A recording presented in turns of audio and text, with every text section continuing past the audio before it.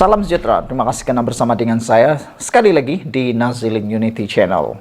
Pastinya channel yang akan membawakan kepada Anda isu-isu politik semasa dan rangkuman berita-berita politik yang akan kita bincang bersama, sama-sama rungkaikan dan juga sama-sama kita fikirkan. Channel ini channel untuk semua, tidak memihak kepada mana-mana, tetapi kita ingin menjelaskan apa yang berlaku dalam politik di Malaysia. Betul sekali, politik di Malaysia ini memang agak luar biasa, dinamik dan boleh berubah-ubah. Prinsipnya mudah. Politik di Malaysia atau di seluruh dunia memegang pada prinsip tiada kawan yang kekal, tiada juga musuh yang berpanjangan. Semuanya boleh berubah bila-bila masa. Kali ini, apabila ini berlaku, kalau ini benar-benar berlaku, maka bolehlah kata nyawa politik Muhyiddin Yassin di Johor dan Perikatan Nasional di Johor akan lenyap buat selama-lamanya.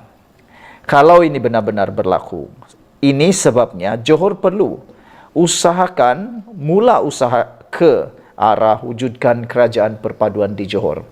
Saya fikir, secara pribadi, saya fikir kalau betul-betul kerajaan Johor memulakan rundingan ataupun memulakan kerajaan dalam bentuk perpaduan seperti yang berlaku di pusat, boleh kata sampai ada perubahan jajaran politik, kerajaan Johor tidak akan berubah. Kerajaan perpaduan itu akan kekal lama.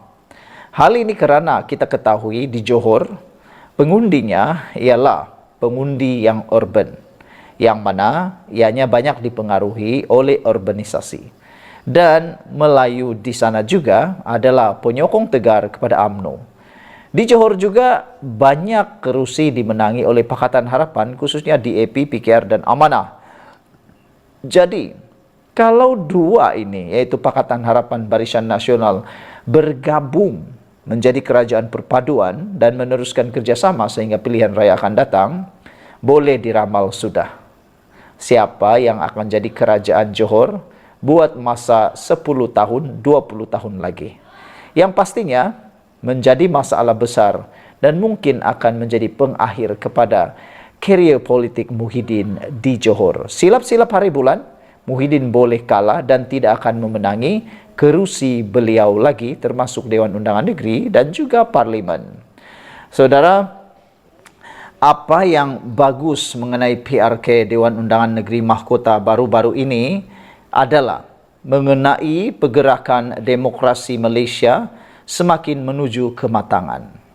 Di negara maju, kebanyakan pertandingan demokrasi akan melibatkan dua parti sahaja. Umpamanya di Amerika Syarikat, pertandingan demokrasi akan melibatkan Parti Demokratik dan Parti Republikan. Di United Kingdom pula akan melibatkan Parti Labour atau Parti Buruh dan Parti Konservatif. Tidak ada satu parti ketiga yang kuat walaupun ada yang bertanding secara bebas. Parti yang ketiga yang kuat akan menjadi tidak terlalu kuat, tetapi akan menjadi pengacau sehingga kan tidak wujud kerajaan yang stabil, melainkan ada CSA. Di New Zealand pula, ada tiga parti yang kuat, yaitu Parti Nasional, Labour ataupun Parti Buruh dan juga Green. Amalan CSA di New Zealand ini sudah menjadi kelaziman sehingga kan ada satu dokumen formal yang dipanggil Kabinet Manual. New Zealand telah mengamalkan CSA ini dalam beberapa kali pilihan raya, yaitu pada tahun 2005, 2008, 2014 dan 2017. Jika di Malaysia penggal parlimen adalah setiap 5 tahun, di New Zealand pula penggal parlimennya adalah hanya setiap 3 tahun. Di Australia pula, lazimnya pertandingan akan berlaku antara dua parti yang kuat, yaitu Parti Labour ataupun Parti Buruh dan Liberal National Coalition. Rupanya ada juga Perikatan Nasional di Australia. Namun, dalam pilihan raya 2022, Parti Buruh menang mengambil alih daripada Liberal National Coalition, namun tidaklah sehingga mencapai tahap menang besar. Ada parti kecil yang menambah kerusi iaitu Bebas, dan parti Green, parti hijau pun ada juga. Dalam PRU 15 2022, ada 3 parti besar yang bertanding di Malaysia, iaitu Pakatan Harapan, Barisan Nasional dan Perikatan Nasional. Akhirnya, BN hanya mendapat tempat ketiga dengan jumlah kerusi yang menang sebanyak hanya 30 kerusi. Atas saranan yang di Pertuan Agong, Pakatan Harapan dan BN telah bergabung untuk membentuk kerajaan perpaduan.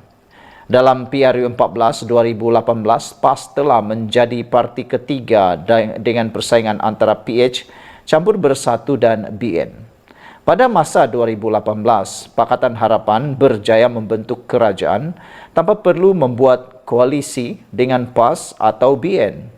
Namun, jangka hayat kerajaan PH Campur Bersatu hanya bertahan selama 22 bulan sahaja kerana Bersatu membuat keputusan untuk membentuk kerajaan bersama Barisan Nasional BN dan PAS melalui langkah Sheraton.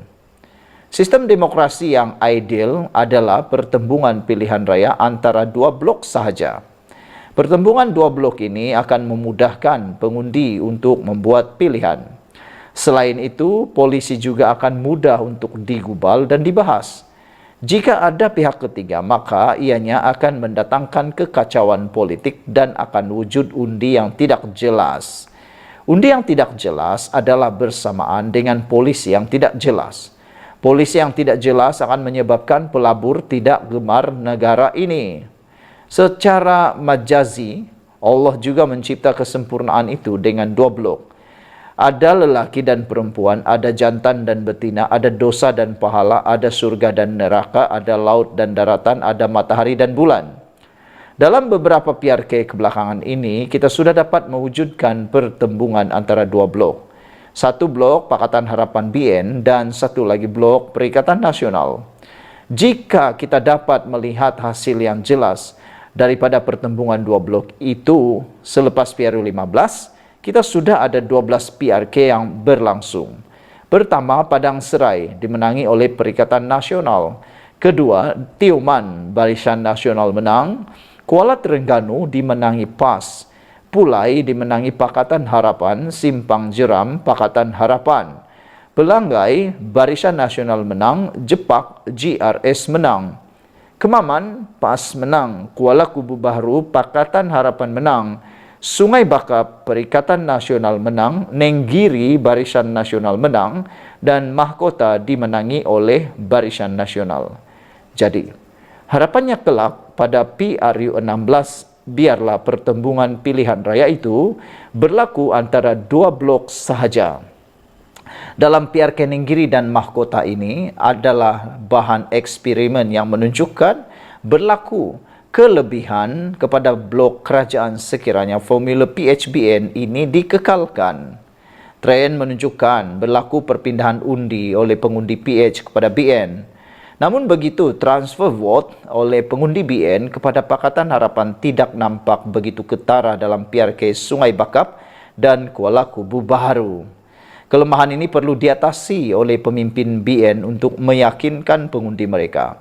Sebab itulah pemimpin BN perlu membuat kata sepakat bahawa PRU 16 adalah PRU gabungan PH-BN supaya ahli di bawah dapat menanggapi dinamika politik masa kini.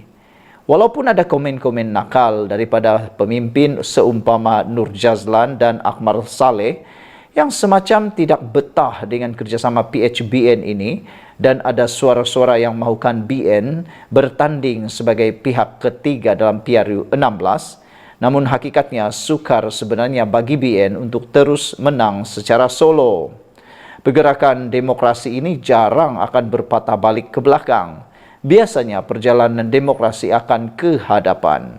BN bolehlah untuk mengenang nikmat zaman gemilang mereka selama 60 tahun memerintah sendirian Namun zaman itu sukar untuk kembali semula. Apatah lagi, sejak zaman AI ini, segala maklumat sudah di hujung jari.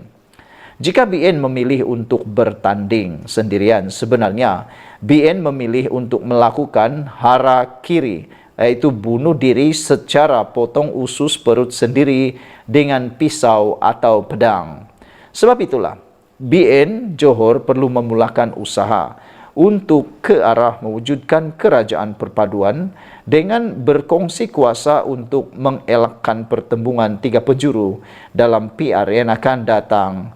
Lebih baik mengambil risiko untuk berkongsi kuasa daripada mengambil risiko kalah dalam PRN akan datang. Sekian untuk kali ini. Jangan lupa tinggalkan komen Anda, tekan butang subscribe. Bye-bye.